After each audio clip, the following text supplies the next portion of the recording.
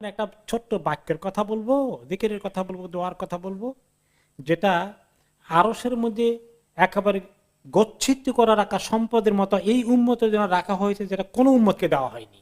অন্য হাদিসে আসছে কথার অতিরিক্ত আরো একেবারে আল্লাহ গচ্ছিত করে রাখছেন এই সুন্দর জিকিরটা এই উম্মতকে দেওয়া যায়। সেই জিকিরের কথা বলবো আমি তোমাকে। বলতে বলা ইয়া রাসূলুল্লাহ ফিদাকা আবি আম্মি, আমি বললাম ইয়া রাসূলুল্লাহ অবশ্যই আমার আব্বা আম্মা আপনার খেদমতে কোরবান হয়ে যাক, আমাকে বলেন এত সুন্দর যদি কোনো জিকির থাকে। তখন তিনি জবাব দিলেন সেই জিকিরটা হচ্ছে লা হাওলা ওয়ালা কুওয়াতা ইল্লা বিল্লাহ।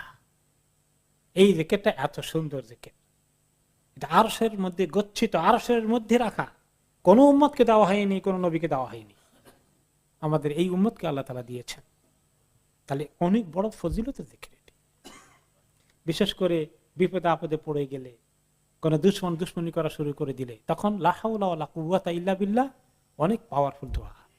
যে আল্লাহর কাছে এই কথা বলছে যে আল্লাহ, তাই দুশ্মনের শক্তি কি শক্তি আছে? কিচ্ছু নাই, সমস্ত শক্তি তো আপনার হাতে। এই দুশ্মনের কোনো মুরাদ থাকবে না আমার ক্ষতি করতে, আপনি যদি তাকে ঠেকেই ফেলেন।